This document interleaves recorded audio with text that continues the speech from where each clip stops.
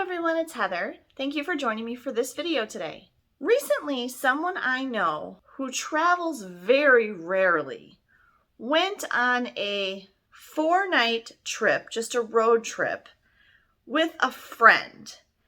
And let's just say it was not a very positive experience for this person. In my conversations with this person, I got the idea for this video, and in this video today I want to talk to you about some general rules or guidance for traveling with other people. Most of the time when people travel, they're traveling with other people, so you may not give this a lot of thought. I have seen tips videos in the past about solo travel and tips for traveling on your own, which can seem a little bit more intimidating. It might seem like really easy and you don't have to put a lot of thought into it when you're traveling with your family or your spouse or your friends or whatever. But there can be some real pitfalls to traveling with other people that I think a lot of people don't think about before they do it. And so in today's video, I want to share with you what I think are 4 golden rules for traveling with other people. And I hope that these will be really helpful to you. Before I share the 4 rules with you, let me invite you to subscribe to my channel. If you enjoy travel content, I do a whole host of videos about travel. I do travel vlogs, I do travel tips videos, kind of like this one. I talk about all things related to travel. So if that's something that interests you, I would really encourage you to subscribe. I'm a single mom. I have 3 children who are adults and teens, and I've been traveling with my kids for over 25 years. So I have a lot of experience of traveling as a family. Before I was married, I was a single mom too, and when I was married with kids, and now since I've been divorced and traveling with kids on my own. So I have a whole wealth of travel knowledge of those different circumstances. And even before I had kids, I traveled on my own quite extensively, even as a solo traveler and also with my dad. I really enjoy sharing my experience with others and the lessons I've learned over the years from traveling so much. So I hope that you will consider subscribing to my channel. Okay, before I get to the 4 golden rules of traveling with other people, one other thing I want to say, and this, it didn't really bother me so much, just that I felt kind of bad for this person because of it. If you're not a frequent traveler, or if you're not even an occasional traveler, which this person definitely is not, they travel very rarely. I mean, it's years between trips. They don't travel hardly at all. It's really a good idea to listen to the advice of people who do travel a lot. And I guess it frustrated me a little bit because I tried to share with this person some guidance, some advice. I had been to the destination they were going to many, many times. I'm like, well, I think you would really enjoy this, or this is something you might want to consider. I don't think you'd really like that, and this is what it's like, and have you considered trying this? Different things I was trying to offer to this person to help make their travel experience more positive, and they ignored all of it.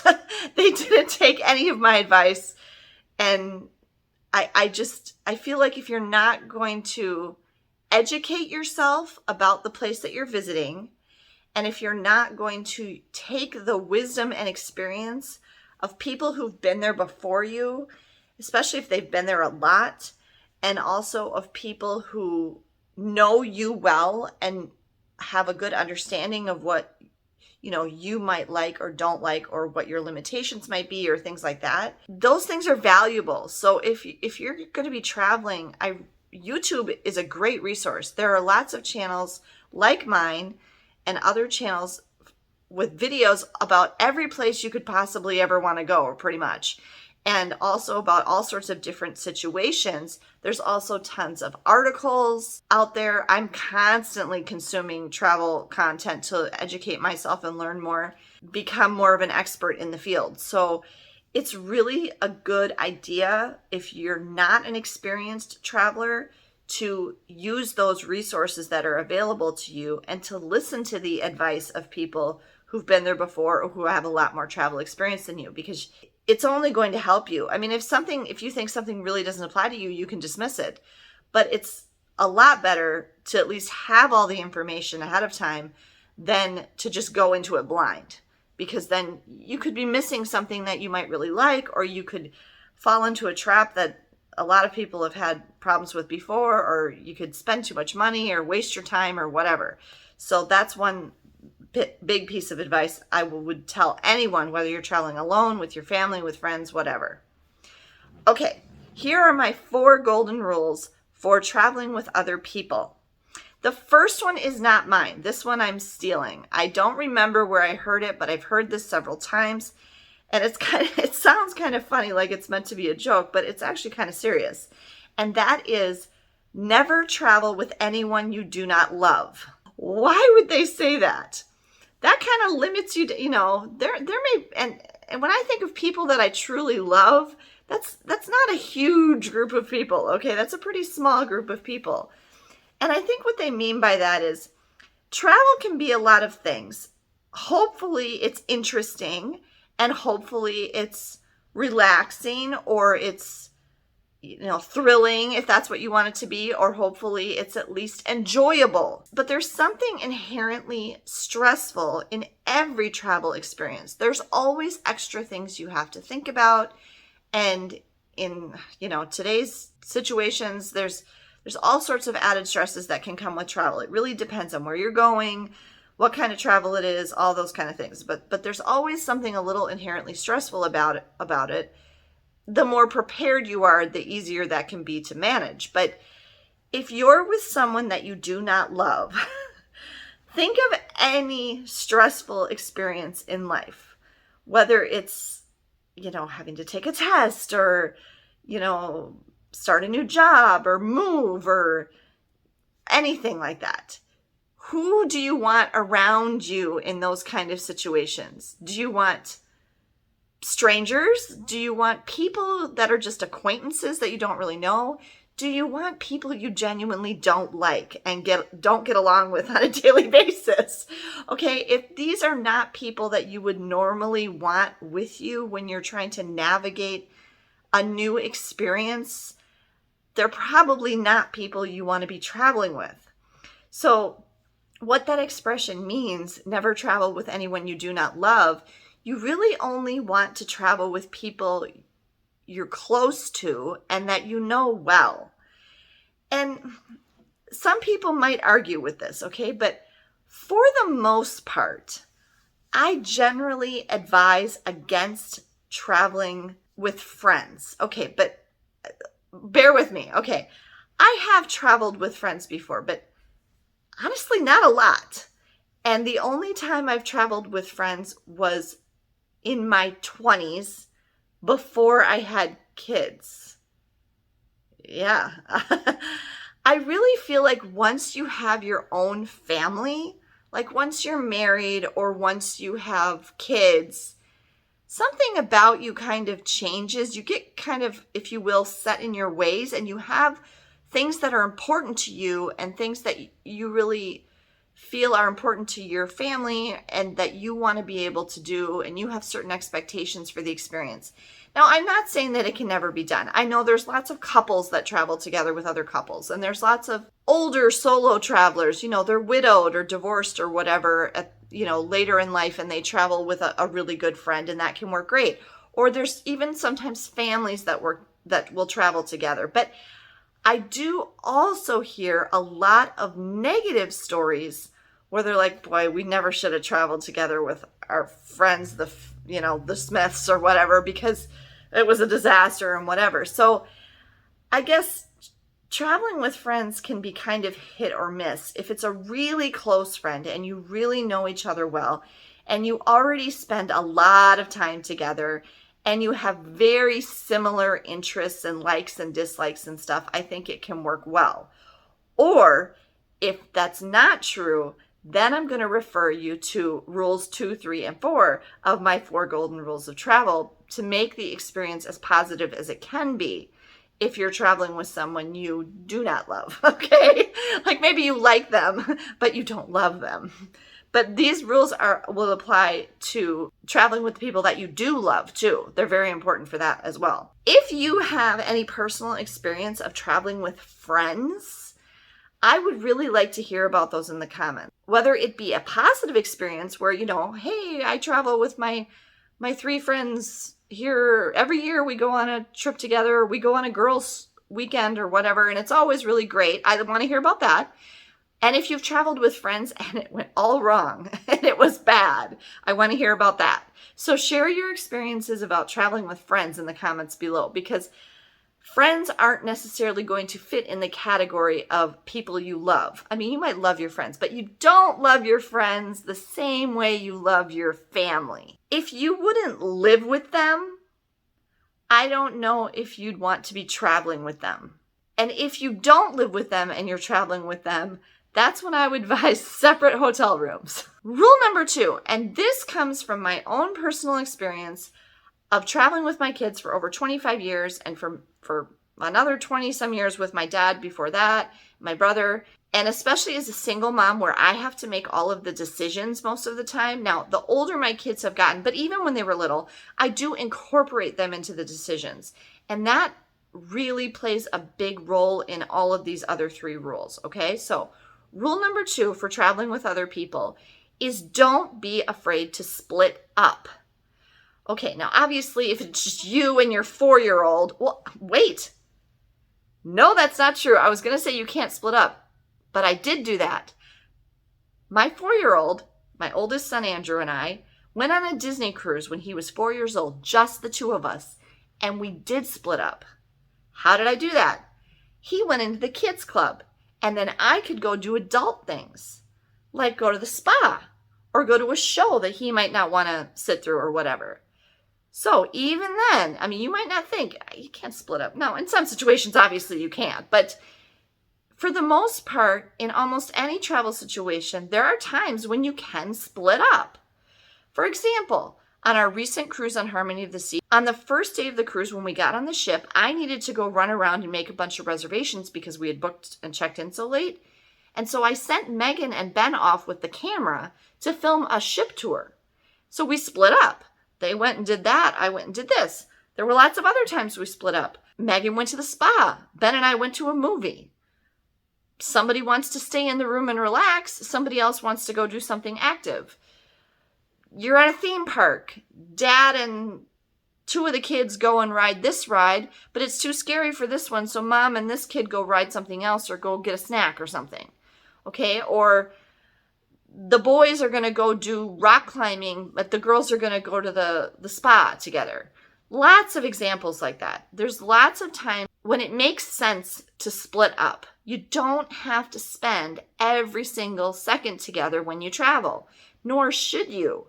You don't spend every single second together even when you're at home. Even during the pandemic, when my kids and I have been home together 24/7 for, months, years on end, honestly, we're still not in the same room together all the time. Or I leave and run errands, or Megan goes for a walk or whatever. You're still not together 24/7 all the time. So don't do that when you travel either, because you'll start to get on each other's nerves and somebody will be unhappy. And you just need little breaks from each other. Okay, and then the don't be afraid to split up rule really also plays into rule number 3 and rule number 4. Rule number 3 for traveling with other people is nobody should ever be forced to do something that they don't want to do. Okay? The one thing I really think about with this is a ride or an attraction that someone is afraid. A small child, it can even be an adult. There's rides I don't want to go on because I know it's going to make me sick, or because I'm terrified of it. I don't like the dropping sensation. So you're never going to see me go on Tower of Terror or, a drop tower or something like that. My kids convinced me one time to go on this big high swing thing on Valley Fair, but it was really, really high. And I didn't realize I'm actually quite afraid of heights. And I was absolutely terrified on those swings. It's really high. And I was screaming and I was so scared. And Megan apologized. She's like, Mom, I'm so sorry. They'd gone on it before. They liked it. And they said, I really didn't realize it was going to be that scary for you. And so she knows now that's not something I'm going to make Mom do.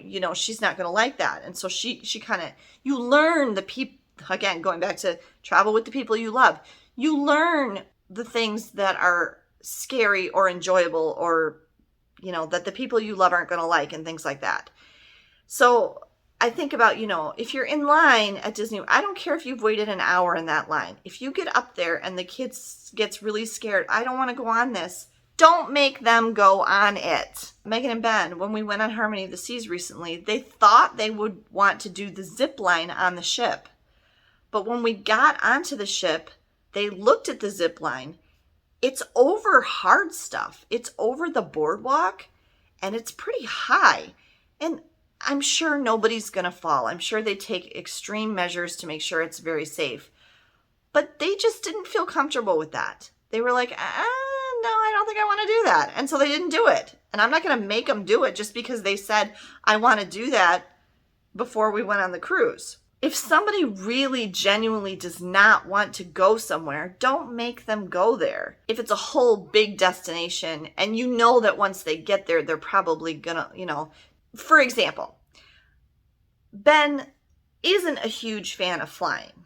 Sometimes he gets airsick. He's a little intimidated by our upcoming trip to Europe because we're going to have to take a transatlantic flight. But I know he'll be okay. I did look into trying to take the Queen Mary 2 across, but unfortunately all the Queen Mary 2 transatlantic sailings for this summer were already sold out. That would have fit in our dates. But I've flown transatlantic before. His brother's flown transatlantic before. You're sleeping most of the time in the hours that we're flying over there. And so I know he'll be fine. He's not thrilled about it, but this is kind of an example of what I mean, where sometimes they might just have to hang in there with the group to get to the destination, you know what I mean? Or, you know, maybe they think, oh my gosh, the Grand Canyon sounds super boring. I don't want to go there. That was my grandma. She didn't even know what it was. She didn't understand when we went on this big family trip, my grandparents, my dad, me, and my brother, when I was a kid. She didn't understand, why are we driving all this extra way? Because we showed her the map of where we were going into Arizona from Colorado. She's like, why are we driving all this extra way? I don't understand. And we're like, we're going to the Grand Canyon, Grandma. But she didn't know what the Grand Canyon was. And so we didn't cancel not going there because she was saying, I don't want to drive this extra way. Because we knew what the Grand Canyon was. And of course, when we got there, she was in awe. And she was like, oh my goodness, this is so amazing. And this is so wonderful. And so sometimes it might be a situation like that where you've got to get them through it because you know that the end result is going to be positive. But for example, like when Megan was supposed to go to France and Switzerland 2 years ago with her school group and she didn't get to go because of the pandemic, one of the things that they were supposed to do in Paris was go into the catacombs. And she didn't want to do that. And I think there was an alternative. Like if you didn't want to go into the catacombs, you could do choice B. And so she had signed up for whatever choice B was or whatever. And like when they go on the high school, our high school used to take, I don't think they do it anymore, but they used to take music trips every other year, big music trips. Andrew got to go on 2 of them. One of them was a Royal Caribbean cruise, and the other one was, they went to Dallas, and Megan got to do one of them before the pandemic. She went to New Orleans. I've made videos about her trips to New Orleans. I'll link the playlist up there. On those trips, the school and the music teachers were very smart, and they wisely set up options for kids because they knew not every kid is going to want to do the same things. And so, you know, on this day, you can choose, you can go to this or this or this, you know, and so the kids always had choices. And some things might have cost a little extra. Well, if you want to spend an extra $20, then you can do this thing or whatever. But I think that's always wise to have a backup plan or to have options for people, or go back to rule number 2. Don't be afraid to split up. So if there's something this person doesn't want to do, go do something else with them. And then like even, you know, at most theme parks, you can do the child swap. And one adult or one big person can stay with the kid while the other one rides. And then they come back and they don't have to wait in line again. And then they can wait with the kid while the other adult who waited with them first rides, and things like that. There's always a way around avoiding making somebody do something they don't want to do, but you should never make anybody do something they don't want to do. And rule number 4 for traveling with other people is kind of going along with golden rule number 3. Everybody on the trip should get to do at least one thing that they really want to do. They may not get to do everything that they want to do, but everybody should get a pick or two. You know what I mean? So for example, if you're traveling to Disney World right now in insane crowds and you're going to be at Magic Kingdom today, ask everybody, what are your top 1 or 2 rides that you absolutely want to go on while we're here today? This person wants to go on Space Mountain, that's their top choice. And this person wants to ride the People Mover, and that's their top choice. And this person wants to make sure they get to go on Pirates of the Caribbean, and that's their top choice, okay? Make sure you get everybody's top choice. And then you can go to everybody's second choice. Oh, I'd also like to go on this if we have time, and then do that. But make sure everybody gets to do something that they want to do. For example, when you're on a cruise, a big cruise like we just went on, there's lots of choices. I really want to go on the water slides. Okay, so make sure that you do that. Make it a priority to do the thing that each person in your group really wants to do, and make sure that everybody gets a chance to do at least one thing that was really important to them, that they were really looking forward to or they were really excited about. It's not that hard to do. I mean, I realize the more people in your group, the more challenging this may be. But again, you can go back to rule number 2 and rule number 3, which is you can split up. Just because this person wants to do that thing doesn't mean everybody needs to do that thing. Just make sure that that person gets to do it. Like, for example, Megan really wanted to go to the spa on our cruise, and it was her birthday. So we made sure she got to go to the spa. And then also, don't make anybody do anything they don't want to do. If Billy really wants to go ride Splash Mountain, the other kids in your group don't like the big drop at the end and they think it's scary, well, then those kids can go do something else with mom while dad takes Billy on Space Mountain or Splash Mountain. Or if the kid is old enough, let them do it by themselves. So those 3 rules of don't be afraid to split up. Nobody should be forced to do anything they don't want to do. And everybody should get to do something that they really want to do are my personal rules that we don't necessarily talk about, but that are sort of unwritten givens whenever we travel. And then the first one, which I borrowed, never travel with anyone you do not love. I think that's just good advice for anyone just because of the things I talked about earlier in the video. So those are my 4 golden rules for traveling with other people. I hope that this video was helpful to you. Share your thoughts, questions, comments down below. If you liked this video, be sure to give me a thumbs up. And again, if you enjoy travel content, please be sure you're subscribed to the channel and turn the notification bell on so you don't miss any of my upcoming videos. Have a great day, everyone, and safe travels!